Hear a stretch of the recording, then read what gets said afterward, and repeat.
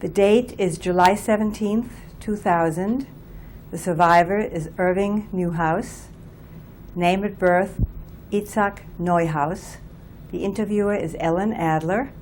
We're in Flushing, New York, United States of America, and the language is English.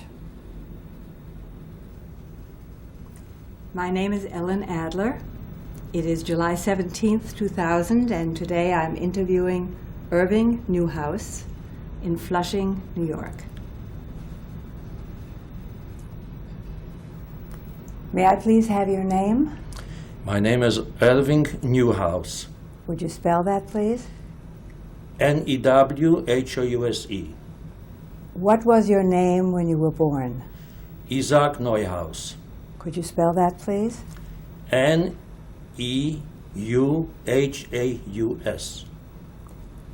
And where were you born? In Breslau, Germany. Could you spell that for me, please? Breslau, Breslau. And when were you born? January 8, 1921. How old are you now? 79 years old. Can you tell me about your parents? My parents, my mother used to be a teacher in the First World War. What was her Professor name? from Bible. Her name was Regina Neuhaus from Homflatau. My father was Max, in Hebrew Elimelech Neuhaus, and they both came from Poland to Germany, and when Hitler came to power in 1933, they went back to Poland together with me, and my father was with his father and with two more brothers in business. Do you know why they left Poland to go to Germany originally? My father went to Germany original because he used to do business with Germany, and he was a successful businessman, and he used to travel all around, What from kind of Poland work to Germany, out of the countries. He used to be in steel, metal, and junk business. Do you remember what your home in Breslau was like? It's hard to recall so many years, but the most what I remember is after 1933, when I came to Poland. The most. I remember that we used to live in an apartment, nice apartment. I remember I used to go there to the public school for a few years. And I had some friends over there. That's what I can remember.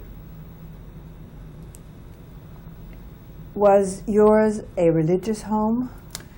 My home was, I would call this a Mizrahi home. Mizrahi is considered religious, but not exactly Hasidic. Did your mother have a kosher kitchen? Yes, we definitely had a kosher kitchen. We observed Shabbat and all the holidays. I never rode on Shabbat. I never even was allowed to go to the movie on Shabbat. When you were a little boy, what did you like to do? When I was a little boy, I liked to play. Later I got older, I liked to read. I liked to see movies, like every young little boy. And while you were living in Breslau, you mentioned friends. Do you know whether these were predominantly Jewish? Not exactly. Not exactly. Some of them yes, some of them no.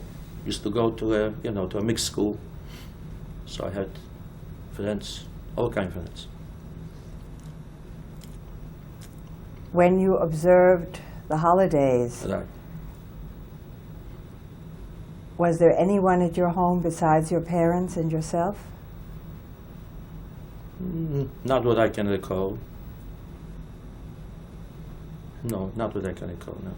Did you have brothers and Used to have sisters? no, I never had brothers, never sisters, no. No. How did you feel about leaving what you considered a home in Breslau and going to Poland? I was very happy to leave because after the things, what I heard, and I listened to it, I was very happy to leave because I thought that it's going to save us, but this didn't save us either. What kind of things did you hear when you were that young? Well, I mean, not exactly everything what happened to us, but I heard that they're trying to take over, that they speak against the Jews, that, many things what we just didn't like it. This was the reason why my father decided just to leave, just to move. When you were very young, what language was spoken in the home?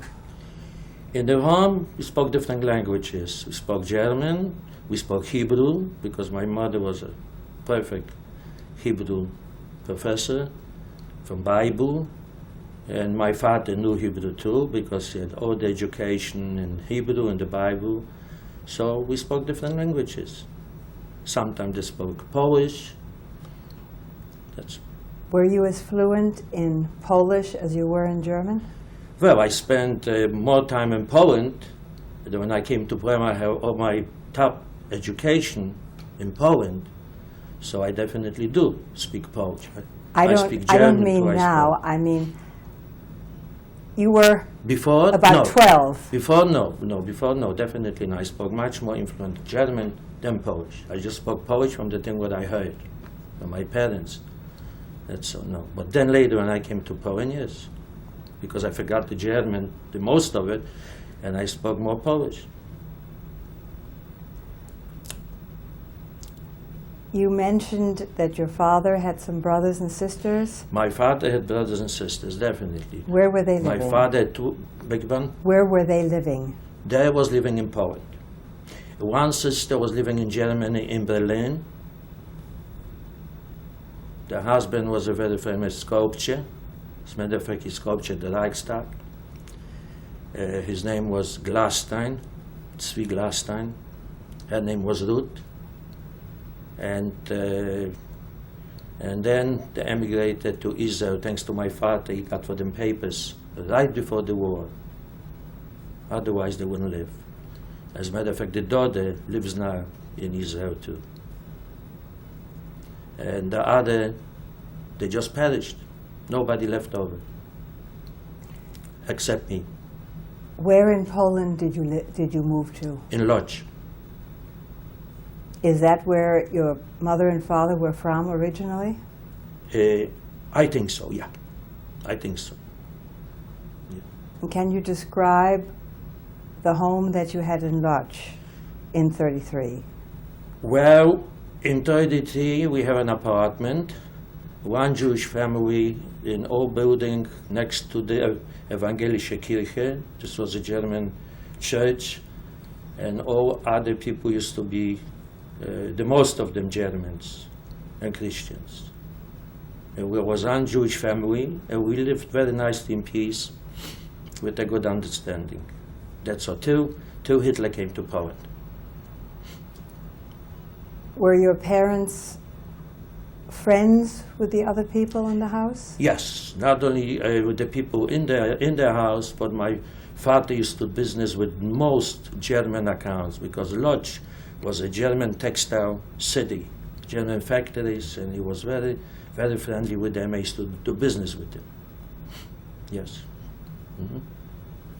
What can you tell me about the school that you attended in Łódź? In Łódź, when I came to Łódź, I attended the public school. Do you remember the name? Public school on Gdańska. And then I attended Tarkemoni. Tarkemoni was a Hebrew school in Łódź too. Okay, and then I was supposed to continue. I was studying business accounting, and I was supposed to go for business law, but was disturbed by the occupation of the Nazis of Łódź. So I couldn't continue no more. Were you bar mitzvahed?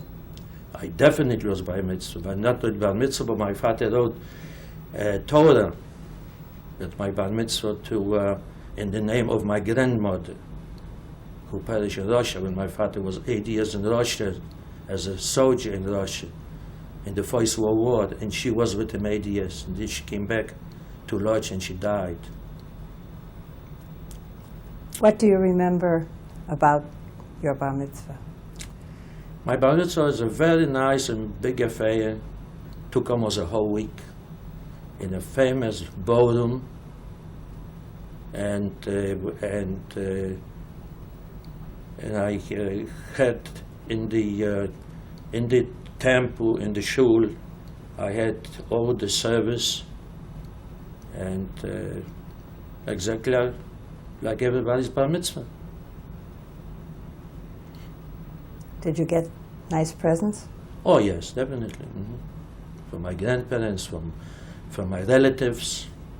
Oh yeah. Did you see a lot of your grandparents? Yes, I did, because the first thing I was, on my mother's side, I was only one grandson for 13 years. So I was spoiled tremendously, and she was very happy that if I had any misunderstanding home with my mother, that I come to her and I eat in her house and I spend time in her house, because she spoiled me very much. I was only one grandson, not only one son, but one grandson for 13 years. How close to your parents was she living? She was living in the next building to my parents. And your father's family? My father's family, my grandfather used to live with the youngest daughter, my aunt, because his wife died, as I said before. And he was a businessman in business every day. He died of the age of 91 on my father's hands, stating that he don't want to have the trouble of meeting the Nazis. So the minute when the Nazis came to Lodz, the same day he died. The day before, he was still on his junkyard. Did he die of natural causes? He died of natural causes, yes. Yes. He was lucky enough to die of natural causes. My all other family, they didn't, because I don't know. My parents died in the ghetto. We'll get to the ghetto in a minute. How did you first start to feel anti-Semitism? Anti-Semitism I felt all the time in Poland, because in Poland was a Catholic country, and you could feel anti-Semitism. However, the school that I used to go to, the school, even the public school, was a Jewish public school. We had separate schools, so I didn't feel so much. The most of my friends were Jewish, and some who I knew what was not even Jewish, there was nice kids, and didn't affect me. But you could feel this in the streets, you could feel this in different environments, you could feel this. But the worst was when the Nazis came to Poland, when the Nazis came to Lodz. Then we was without any protection of the law. We was plain simple homeless people. They could do with us anything what they felt like to do. Before the Germans came to Poland, Right. there were things going on in Germany, like Kristallnacht. Were Right. you aware of that? We was aware of it, but always my grandfather and my father and other people trying to explain that this never can happen over here. That this what happened in Germany cannot come over here. Because in Germany, the people are free to the religion, they're not so religious, they don't believe so much in the Torah, they don't believe so much in God. But here, they used to go to the temple every week. My grandfather used to go to the temple every day, as a matter of fact. There was a chassid, a very religious Orthodox, used to write to the rabbi every month almost, So he felt that this never going to happen to us. This was the attitude of the religious people in Poland, because otherwise we could leave before they came to Poland. But this was the attitude. Where were you when the Germans marched into Lodz? When the German marched into Lodz, I was in Lodz, home, to the evacuators. That was to leave everything, just to take some small little belongings on our hands, and to go to the ghetto, to the Lodz ghetto.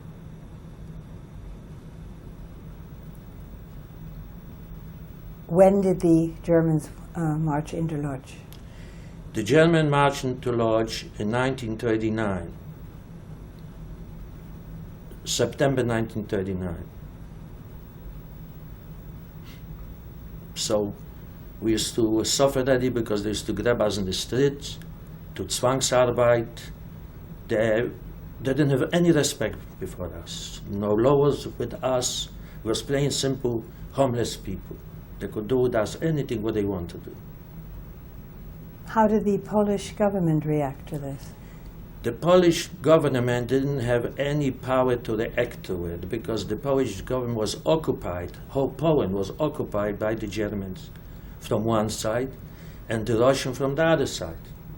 You know, Poland was divided between the Germans and the Russians. So the Polish government this time didn't have nothing to do with it. Were you still in school during this time? I was in school to this time, yes, but automatically when I went to the ghetto, my school stopped.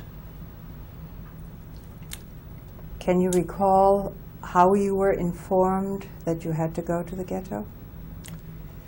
Well, they have signs. The Nazis have signs in the streets. They have signs everywhere that we're not going to live to the ghetto, then we're going to get killed. Plain simple.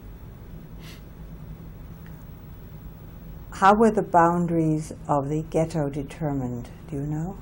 The boundaries of the ghetto was determined by barbed wire. The downtown of the city, the west section of the city, was considered for the ghetto. And when we came to the ghetto, they tried to organize. Rumkowski was the eldest of the Juden. He tried to organize the ghetto like a small little entity, and used to have, you know, jobs to work there, you understand, and that's all. And as far as food is concerned, was a very shortage of food. The food was just minimum of food, whatever the person could have. And was plain simple a situation that we was just waiting or for better or for worse. What were your parents allowed to take with them to the ghetto? Just very little things, just a change maybe of some clothing or something like that, but nothing else. Nothing else. Nothing else. Had to leave everything. They have to leave the business, they had to leave everything. Did you ever consider... The toy handler came and took everything over, the business and everything over. Even they confiscated for me stamps because I used to be a philatelist, saving stamps, what there was worth fortunes. They took everything away from me, everything. The same thing from them. Oh, the jewelry, and my mother had nice jewelry, and paintings and other stuff like that, took everything away from me. You were 18, 19 at that point. Yes. Did you ever consider trying to get away? No, I did not consider to try to get away, no, because was not used to, because if I would get away, I would get shot anyway, you understand? So I didn't know how long it's going to be. We thought it's going to be a short time maybe, you understand? We didn't expect it's going to take so long, so many years. So I didn't know. And also I was in the Reich, in the Deutsches Reich. It was not easy to get away. if I would be in the other side, what was not the Reich, then maybe it was easier. But the Reich was not easy to get away. And especially from the ghetto was not easy to get away, because we was watched from both sides. We was watched with the police, with the Jewish police in the ghetto, because they didn't want to have any trouble. And we always watch outside of the ghetto, we was watched from the German SS. So it was not so easy to get away. You were born in Germany, Yeah. so you had German citizenship at that point. Yeah, I guess so. When you lived in Lodz, Yeah. were you considered German or Polish? No, in Lodz I think Polish, if I'm not mistaken. Yes, in Lodz I think Polish. Can you describe your living arrangements in the ghetto? My living arrangement in the ghetto, they gave us a small apartment on Marszynska Street, and my father was working for the coal Abteilung. This was a department what they used to divide, I mean, the heating or things, you know, that's where I used to work. And my mother used to work in a kitchen for time being. She used to work because she used to work for Rumkowski in the First World War.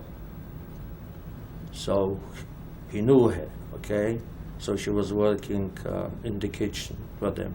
And I, again, was working, the first thing I was working on kinder colonies in the Kuch, on the second machine, and later I was working in the Bau Abteilung by Engineer Gutmann. I was working. And then How were you compensated? compensated with food, with some food, compensated, and also with some ghetto money, what was a joke because we couldn't buy really nothing for it, and that's all.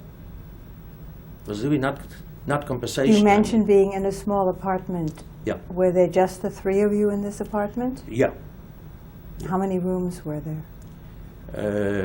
As I can recall, was only one room and a kitchen. That's as far as I can recall. How old were your parents at this point? My parents, when they died in the ghetto, my mother was 42, my father was 49.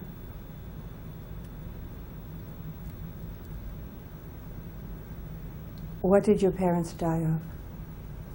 What caused your parents' death? My mother died from typhus,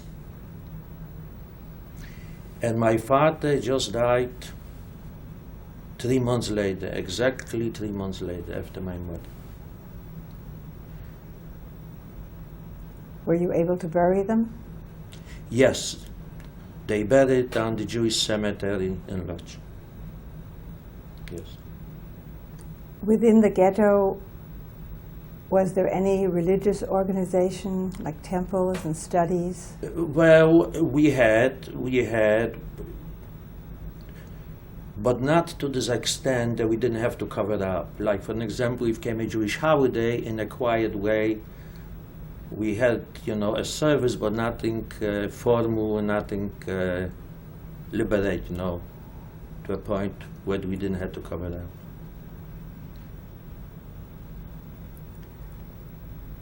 You were a young and strapping boy of 20, 21. What was your social life like? My social life? Well, I had a girlfriend once a while, and we couldn't have too much of social life because we didn't have no movie houses. We have some concerts inside the ghetto, but was nothing special, let's put it this way. And again, we taught how to survive. We didn't thought about social life too much. Did you have any news at all about what was going on in the outside world? We heard many things, but we thought that it's overdone, that's overestimated. It was hard to believe it till we didn't came in ourselves to the point, to the concentration camp, where we saw what is going on. But we had an idea. Did you have much contact with Germans, or was this a self-contained unit? No, not from the ghetto. At the time when I got to the ghetto, we didn't have a contact with nobody from the outside.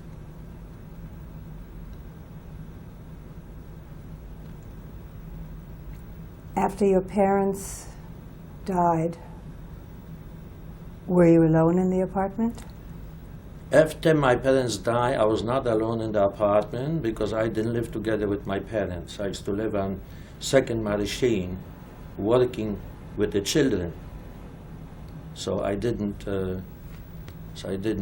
live with my parents. So I didn't live in their apartment. I had my own place in the Second Machine, where I used to live and work over there too. What kind of work did you do with the children? With the children, the first thing I used to work in the children's kitchen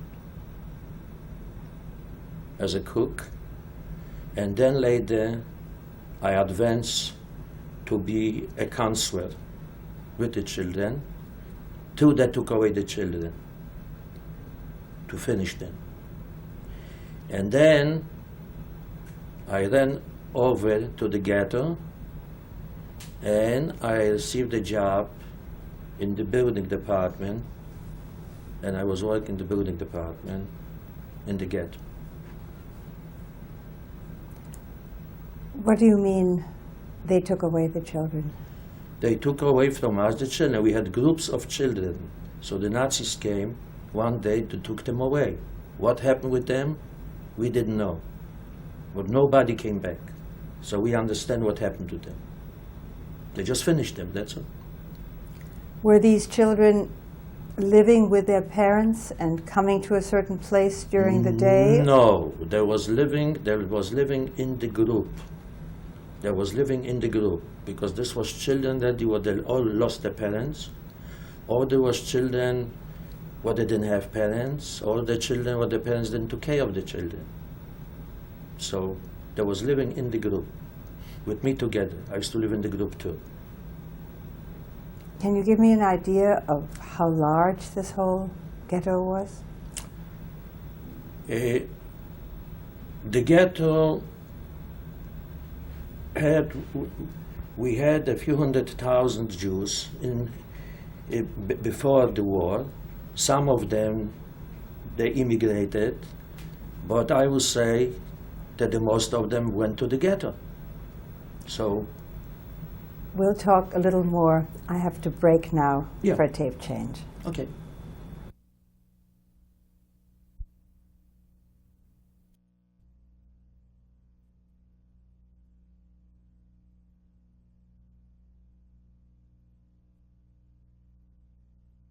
This is tape number 2. It's July 17th, the year 2000, and I'm speaking with Irving Newhouse. I was just getting a description of the parameters of the Lodz ghetto.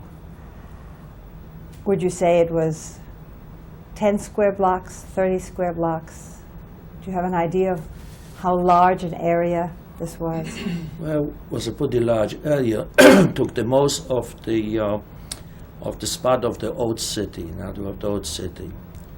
I would say it was maybe 30, 40 blocks, or maybe even more. I cannot remember exactly after so many years, but maybe even more, yeah. Did you, during your time in the ghetto, ever leave the ghetto? No, I never left the ghetto. No. What happened to people who did? I don't know. Some of them, they perished. The most of them, they perished. They got shot by the Nazis.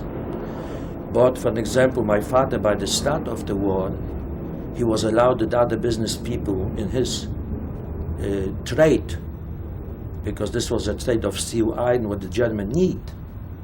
He was allowed to leave the ghetto for business sake and later to come back to the ghetto, but this took a very short time. This took maybe a couple weeks.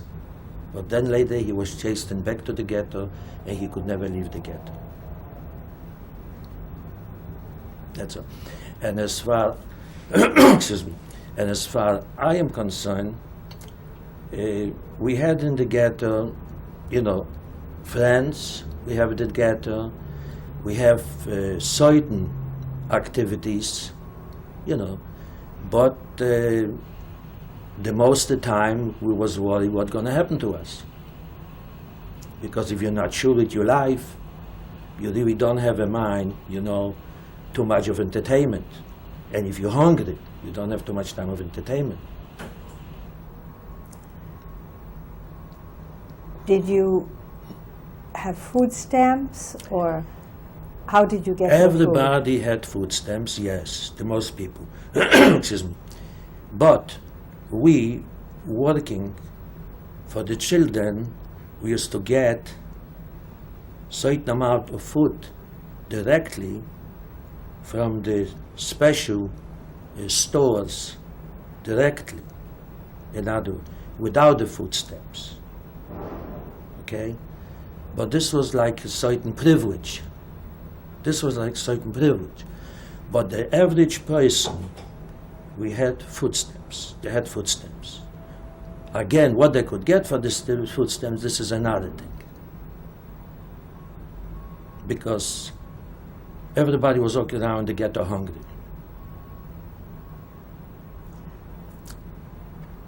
How, it being a closed ghetto,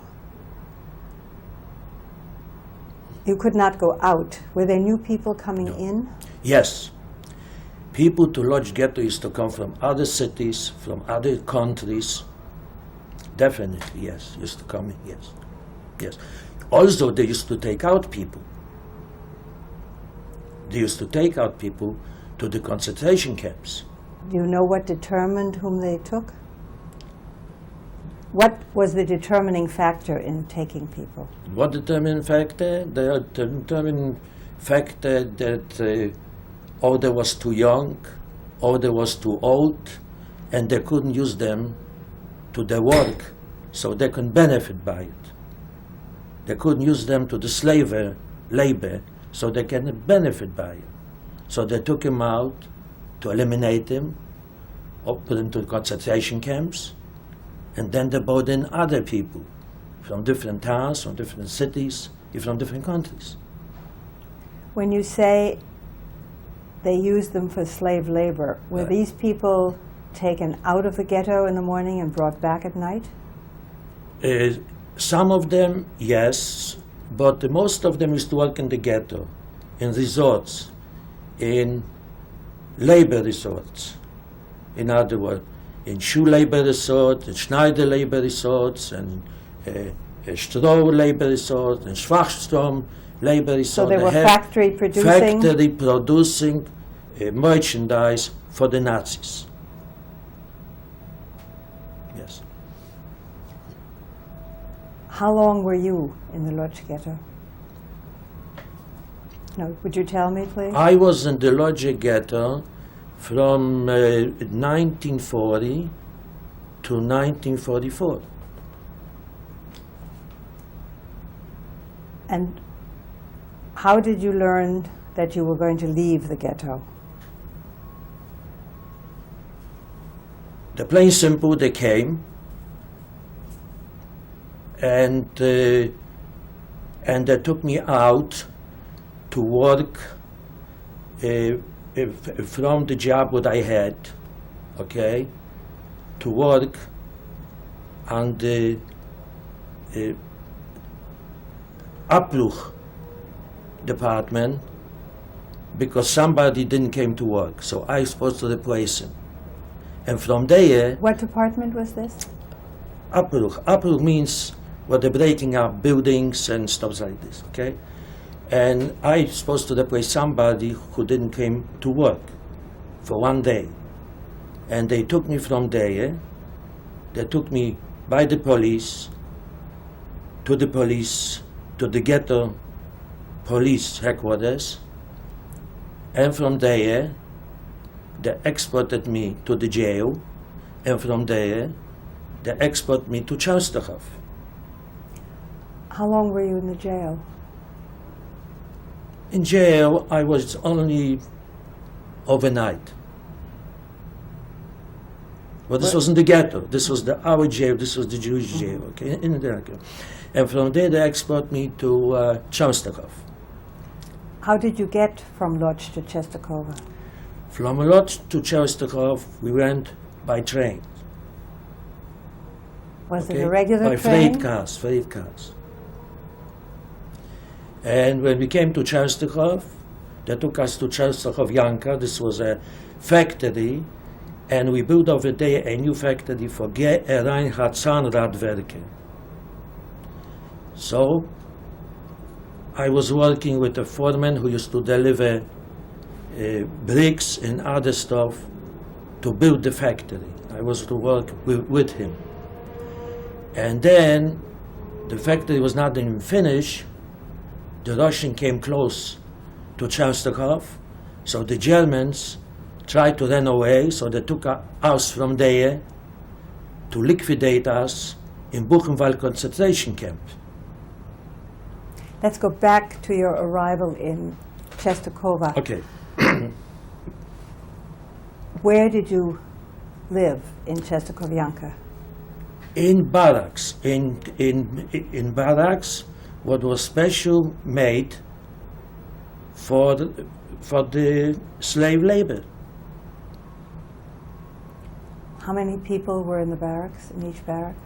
About between 50, 60 people in a barrack. What were your sleeping conditions? My sleeping condition was that we slept on a straw bag, covered with a little blanket, and that's how it was. Were you still in your own clothing? I was in my own clothing till I came to Buchenwald, to the concentration camp. Was life But in Częstochowa easier or harder than in the ghetto? Well, for me was lighter because I was working with a Polish foreman who I was helping him. Was the foreman Jewish? No, Polish. Was helping me. So every time when I bought him a hanky or a shirt or something else, so I got a piece of bread from him. So it was easier for me of a day. Plus I had a nature that I volunteered to every work because I didn't feel like to sit in the barracks and just to die from starvation. And I knew when I'd be on the outside, maybe I'd be able to get some food. Did you have any contact at all with the Polish people that lived in Częstochowa? No, I didn't, except those who was working together by building the factory. How long were you there? In Częstochow, I was till we went to Buchenwald. As I say, when the Russian came close to Częstochow, they took us to Buchenwald. Do you know approximately when this was? And I think was the end of 1944, if I'm not mistaken. Yeah. In this group in Częstochowa, were you men and women? No, only men. Only men. And did you feel more or less threatened for your life? I felt very much more threatened for my life because we heard what happened, with other people who they went to concentration camps. How did you get these news? We got gossip news. Some people had radio news. I don't know, but the most was gossip, from mouth to mouth. How were you transported from Częstochowa to Buchenwald? To Buchenwald, we was transported in freight cars, and it's supposed to eliminate us in the crematoriums.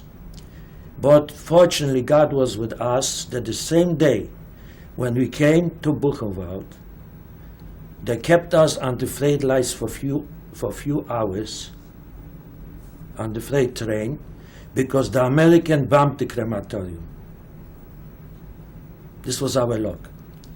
So after keeping us for about a week in Buchenwald, the same company, GR Reinhardt Zahnradwerke, request us to their headquarters in Sonnenberg by Leipzig. And this was our luck. So those who was working for the GR Reinhardt, building the factory in Częstochowa, we was working for GR Reinhardt in Sonnenberg, Leipzig. But there, Were you registered we was at working all? by the machines. Were you registered at all in Buchenwald? Yes, Did you get a number? yes, I got a number. Do you Yes. remember that number? 83921, I guess, was it?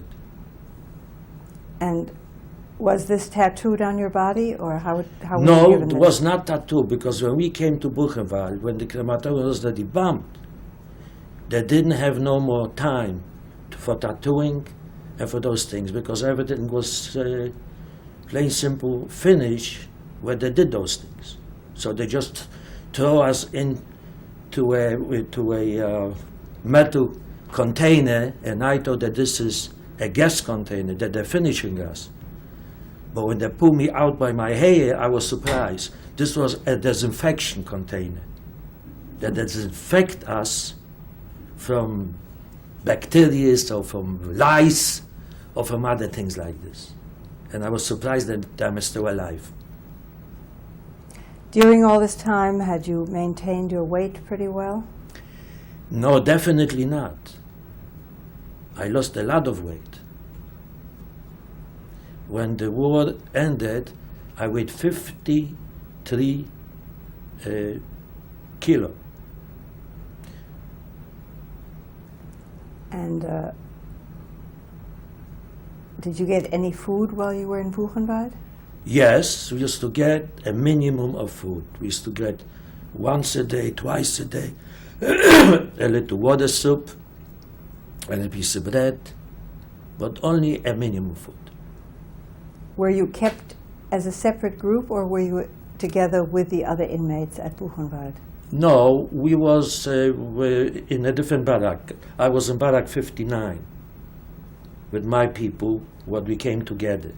There were a lot of barracks, so. And these were all relatively able-bodied men?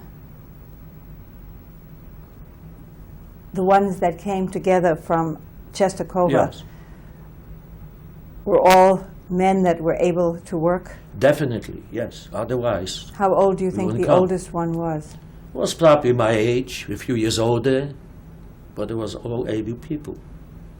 They didn't bother with sick people, they didn't bother with old people, they didn't bother with young people. They just bothered with those who they could benefit the slave labor from them. How were you taken from Buchenwald to Sonnenberg? From Buchenwald to Sonnenberg, we also went with the train with freight cars. We also went with freight cars to Sonnenberg. And what kind of conditions And did you watched. find in Sonnenberg? Well, the Sonnenberg was a condition of working, so always a foreman threw you a piece of bread sometimes if you did a good job. So the condition wasn't so bad because the SS, we didn't have so much control over there because we was working for the factory. But we knew that this is not the end. So we always used to live with thinking what's going to happen with us tomorrow. To go back to Buchenwald Yes. for a minute, you showed me, and we will show on film later, that you have some Buchenwald money. Correct. How did you get this?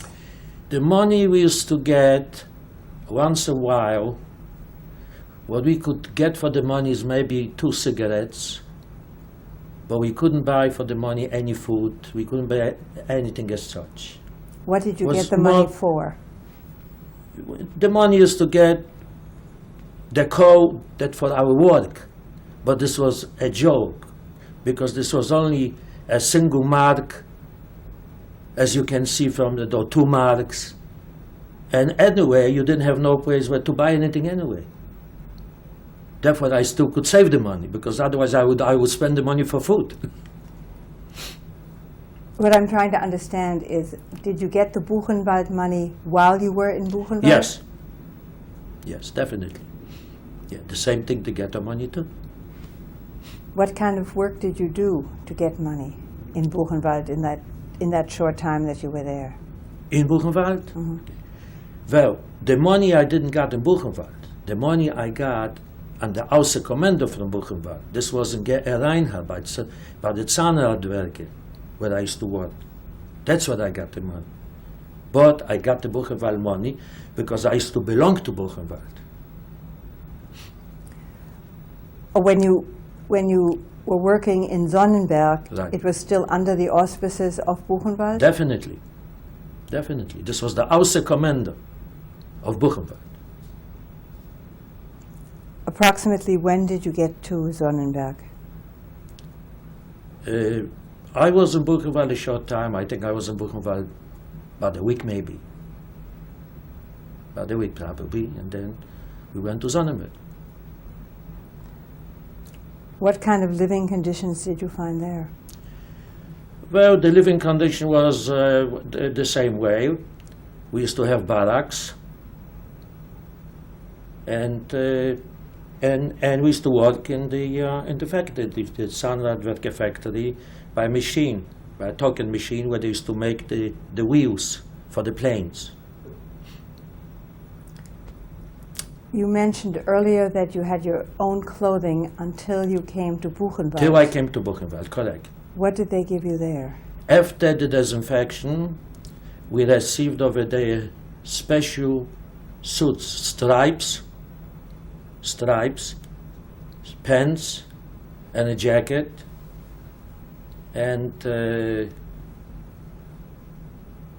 shirt, and that's all. Other things, What like were these made of? of cloth, of cotton, that's all. Did they give you shoes?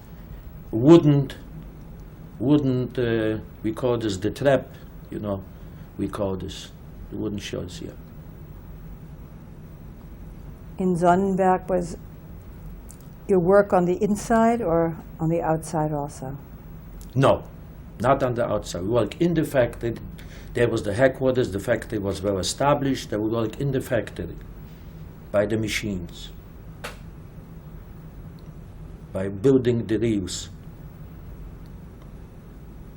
Did people do as good a job as they could, or do you think that there was some I don't sabotage? think so. I personally didn't do it. Other people did. I don't think that they did. I personally didn't do it. If I could get away with it. Did you feel very threatened during this time? No question about it. I felt threatened to the end of the war. Because I didn't know what was going to happen to me. How long were you in Sonnenberg?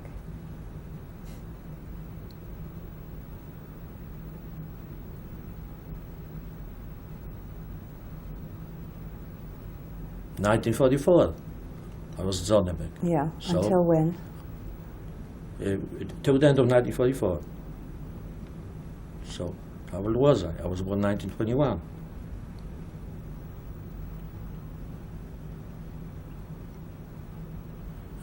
23 years, right? No, I wasn't asking your age. For what?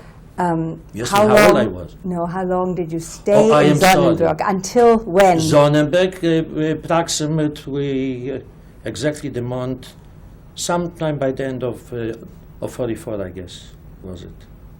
Yeah, I guess so. And what happened then? Okay, when the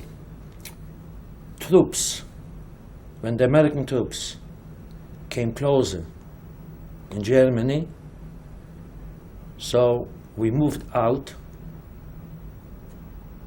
and we walked 7 weeks from Sonnenberg to Sudetenland in Czechoslovakia. And every 24 hours, 48 hours, they stopped in a small town or a country town, and they took out the cows or the horses from the place and they put us in to stay over a few hours and to sleep over so we can go further.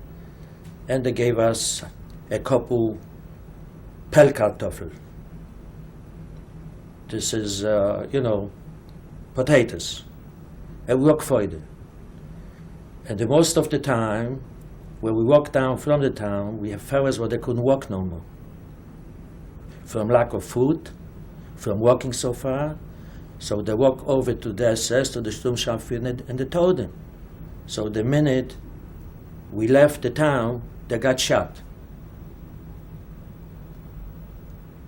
So by the end of the last day, I couldn't walk no more. And I walked over to Sturmscharführer to tell him this, that I cannot walk no more and I'm ready to get shot. So he said, fine, well, we're going to leave the town, I'm going to finish you. And the minute, as I live all my life with miracles, God is always with me.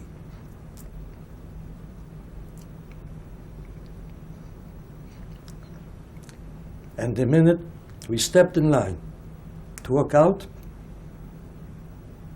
the American Vollposten came in and they liberated us. Otherwise, this would be the last day of my life.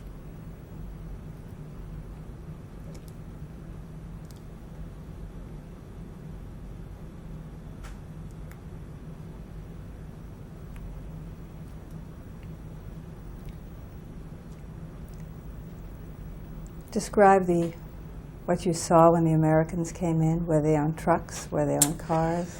The Americans, the Vollposten, this was the first troops, there was on tanks. And we couldn't walk. It was finished. So the first thing from us was a group of 600, was only alive 129 left over. And I was laying in the street with other fellows, and again a miracle happened. That a girl, maybe 16 years old, passed, and between all other guys, she grabbed me like a herring. I couldn't walk. And she pulled me, maybe a half a mile, to their good. And she put me away together with the straw, where they kept the straw. And she kept me there 7 days without telling nobody. And she fed me only with German brandy and a small piece of bread. I thought that the Nazis didn't finish me, she gonna finish me. After the week, she came with her father, when the Russian came close to the town in Czechoslovakia, and she told the father about my existence, and the father says, look, you can have my daughter, you can have my everything what I have here, but just tell the Americans or the Russians that I and my daughter save your life. I went too much with the Germans and the Nazis. Maybe today I would think twice. During the night, 2 o'clock in the morning, I ran out from there and I ran back to the Americans, to the soldiers. And I left everything over there. You left everything. What did you leave? I mean, everything what they offered me. Or what they offered you? What they offered. What they offered me. I left everything over there. I went back to the Americans. Were you ever questioned about these people? No, I was never questioned about these people because I never came in contact with those who should question me, because I left the town, and I left them there. This was too much for me. As I said, today maybe I would think twice, but those days it was too much for me. I suffered too much from the Nazis. I lost all my family of 188 people. So I just ran away. Where did you run to? I went to Germany. A friend of mine, Stiftung Lodge, a very dear friend of mine, was a commandant of a DP camp in Salzheim near Frankfurt am Main. How did you find out about this? Some people told me when I came to Germany, and then I contacted him. I went to him, and I went to the DP camp in Salzheim, over there, yeah. And I lived there till the time I came to the United States. Also, I married my first wife, who I met through her brother, who was with me all the time in concentration camps. So I met her through him. And where did you meet her? Was she in Salzheim? I came ready with her to Salzheim. Oh, I see. Yes. I met her before in Hof am Main. Okay, and then also I met her before even I met her in Waldenburg, because I stopped before in Waldenburg, because it's not so easy to travel from Sudetenland, from Czechoslovakia, right away to Frankfurt, you know, so I had different stops. So she was there with her brother. So I kept her, and we got married. And then, how did you get money to travel at all within Germany? We didn't need money.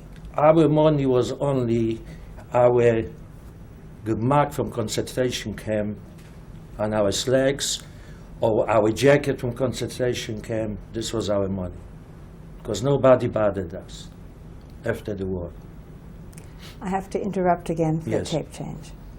Go ahead.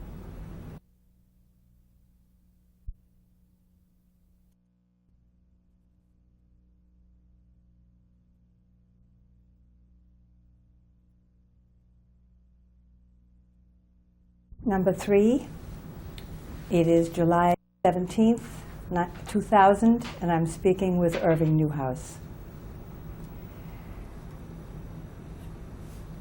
You've been liberated by the Americans. You're making your way from Czechoslovakia to Germany.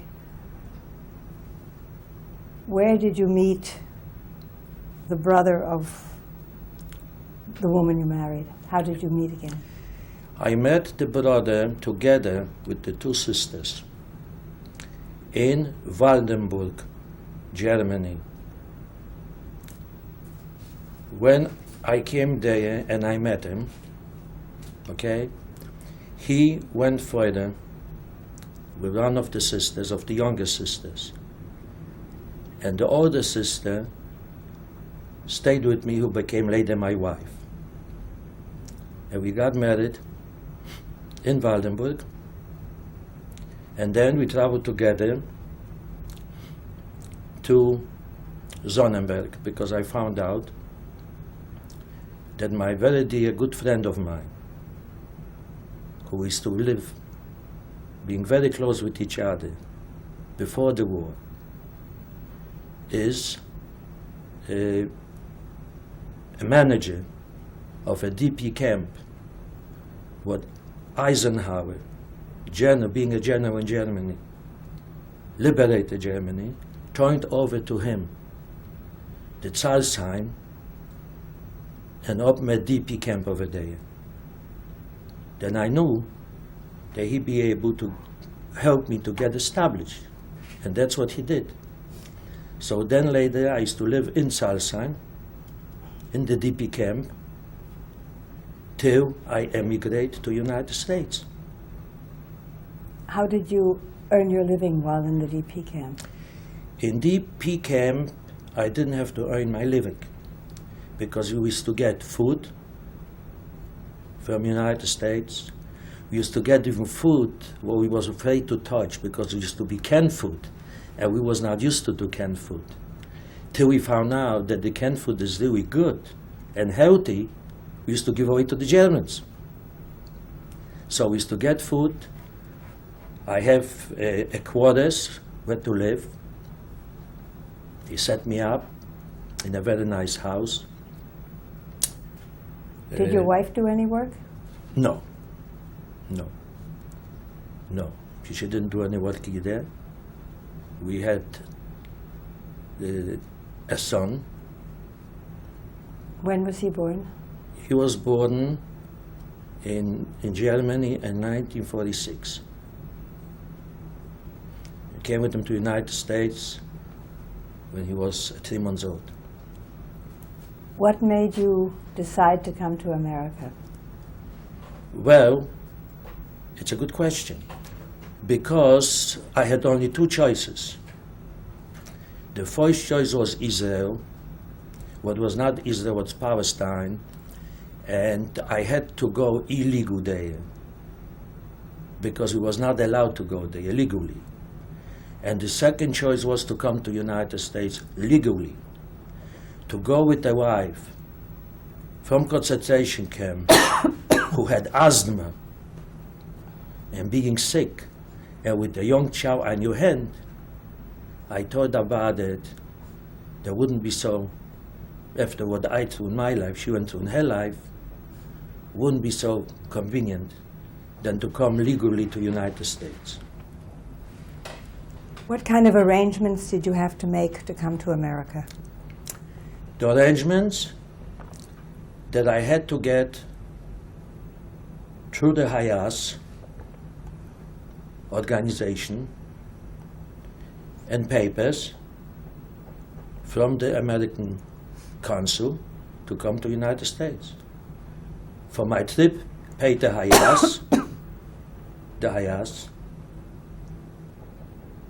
and this was... How long the did it arrangement. take between your application to come to America and being allowed to go? Well, I came to the United States in 1947,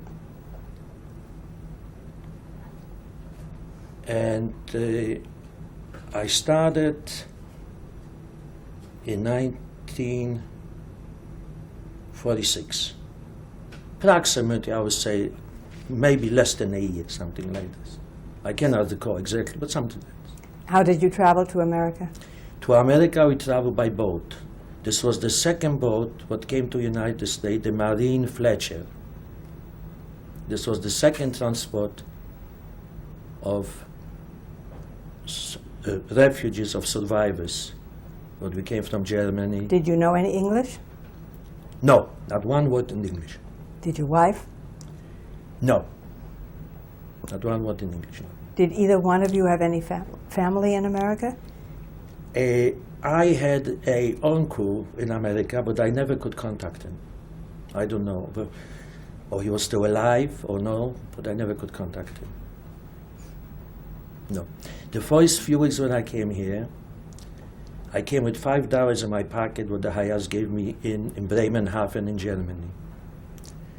I lived in Hayas on Lafayette Street.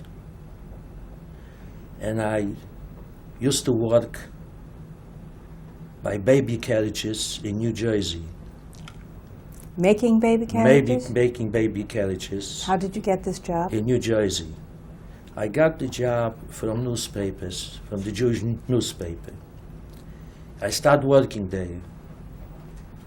And after I was working there for a few weeks, the son-in-law of the owner, cutting the baby carriages, he took the waste and he put away on the side. And I asked him, what are you doing with those waste? He couldn't believe it. He said, listen, so many people work here, so many people was working here. Nobody asked me this question, how come? So I told him that I grew up in a family starting from my great-great-grandfather, who had a garneting mill in Poland, that I just know about textile waste, about metal waste, about junk waste, about iron waste. This is my background, it's my family. He says, so don't waste your time over here for 40 cents an hour and go to Green Street in Manhattan, go to Moise Street in Manhattan. There is the headquarters for all the dealers in the textile waste and textile fibers.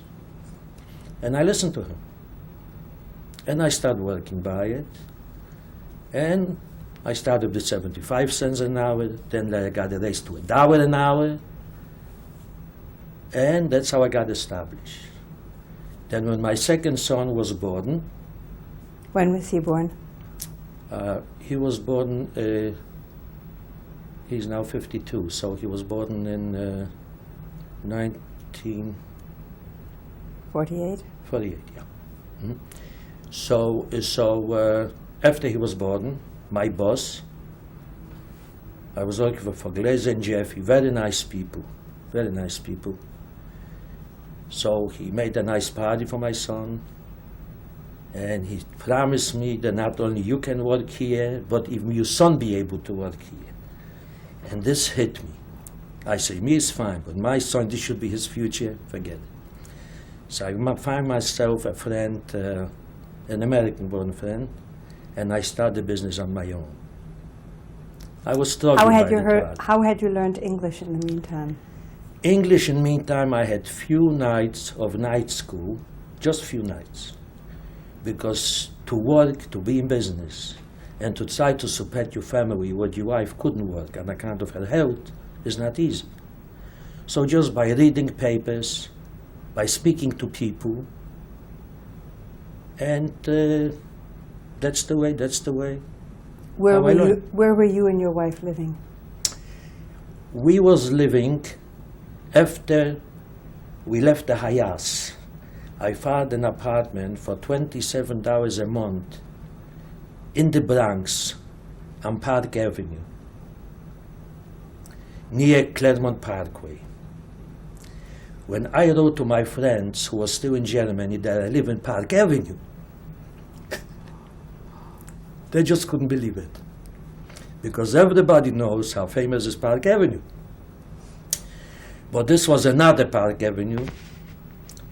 But fortunately, after this, I moved to New Jersey, to the Oranges, to East Orange, near South Orange, a very nice and comfortable apartment there. Yeah?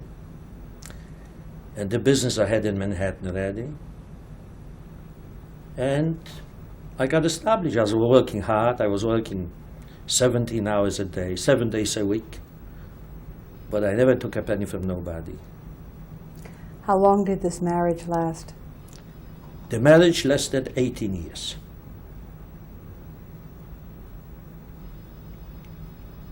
And I have 2 successful sons from the first marriage. One is a CPA. Would you give me names? And yes, the oldest one is Mark, who is a teacher in Long Island, and he just opened a publishing company last year on the name of Newhouse Publishing. And the second one, who was in Vietnam, parachute over Vietnam, he was a first lieutenant in the Navy. He became a CPA, he lives in California, and he's a builder. He has a wife, and I have very nice 2 grandchildren from him. From the older one, I have also 2 grandchildren. And from my second marriage. When But were you married a second time? 1960. I was married 18 years. I think it was 1966, if I'm not mistaken. Yeah. No, wait a minute. I got divorced the first time, 1960. I was married. Wait a minute. I was 10 years now. Yeah, must have been something at this time. Mm-hmm. Yeah. Tell me about your second wife. Was she European born also? My second wife was born in Germany. The father was a very famous architect, so he moved to South Africa. So she has all her education from South Africa, and she came here from South Africa. And she had a diploma in translation as a translator. She was working for the Swiss Airlines, and I had with her two sons too. This is Robert, who just became 21 So he was last born in week. 79. Yes, Mhm. and the other one is Matt, who was just bar mitzvah last year, and he's 14 years of age now. Did this marriage last? 18 years. My number is 18. 18 in Hebrew is chai, means Is life. high means good luck. It's life.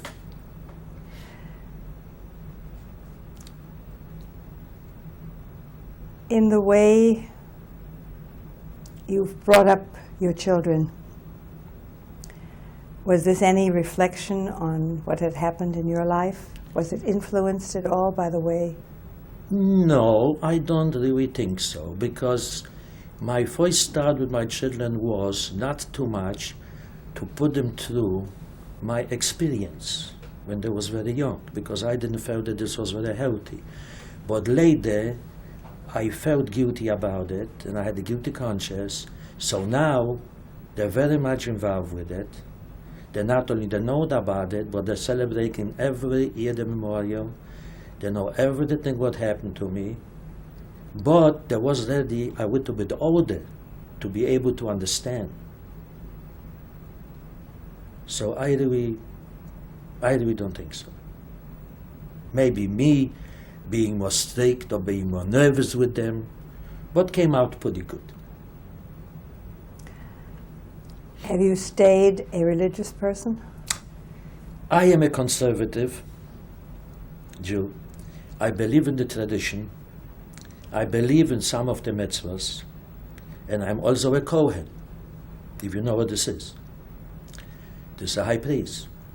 I keep the rituals.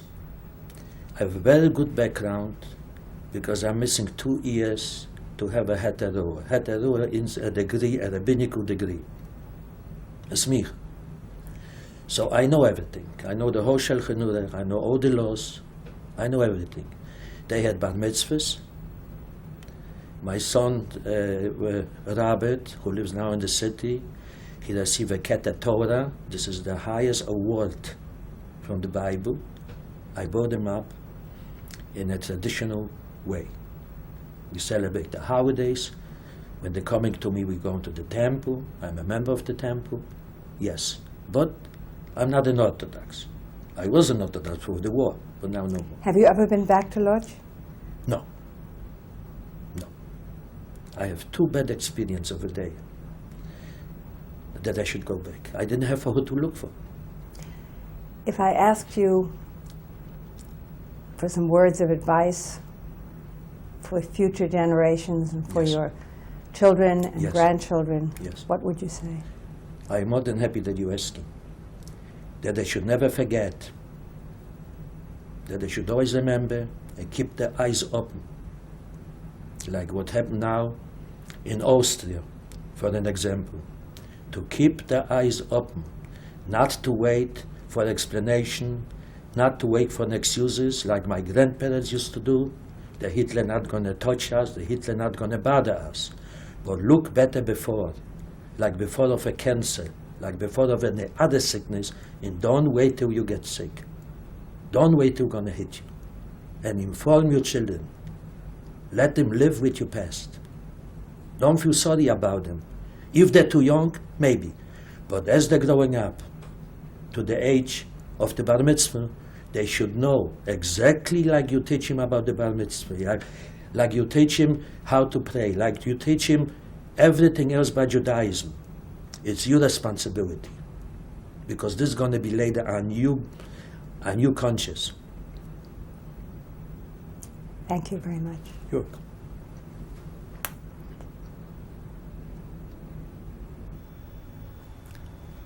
Could you tell me who is in these pictures?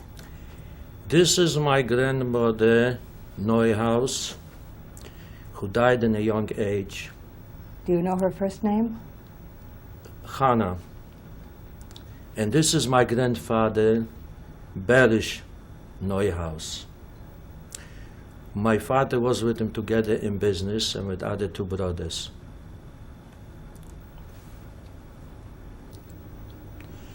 These were my parents, my mother, Regina Newhouse, and my father, Max Newhouse. I was only one son in the family. Do you have any idea when this picture was taken? This picture, I would say, was taken at the marriage time, when they got married. How do you have pictures of your parents and grandparents? I had relatives, an aunt in Israel, and after the liberation, she gave me these pictures. This is me being 9 years old, and this picture was in a beauty contest.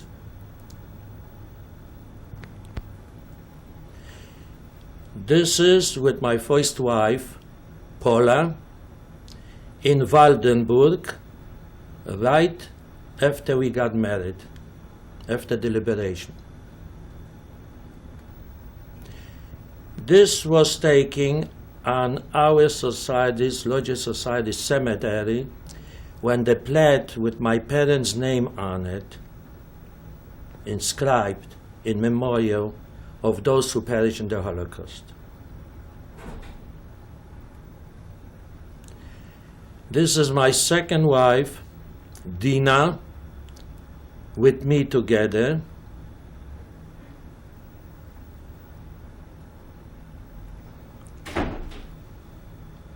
This is my oldest son, Mark, with his wife, and his son, my grandson, What is his name? Keith. He's 17 years old. This is my oldest grandson, Joshua, Mark's son. Because they should look so. This is my son, Jeffrey, who's a CPA in Bermuda in California. His wife, Kim, his daughter, Sarah, and his son, Kevin. This is my son, Robert, who is 21, and he lives in the city. Mr. Newhouse, would you tell me, please, who is standing behind you? Behind me stays my youngest son, Matan, and my stepdaughter, Rebecca. Matan, do you know basically the background of your father? Yes, a little bit. Is there something you would like to say to him?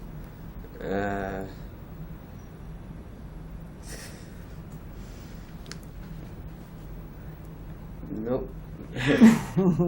How about you, Rebecca? Anything you would like to say, Mr. Newhouse? Yes, I can say I'm very successful, that I have a youngest son like this. I'm very successful. I have a stepdaughter like this. They're very nice, behaved, smart, intelligent. and I hope for them a good future as my other son have.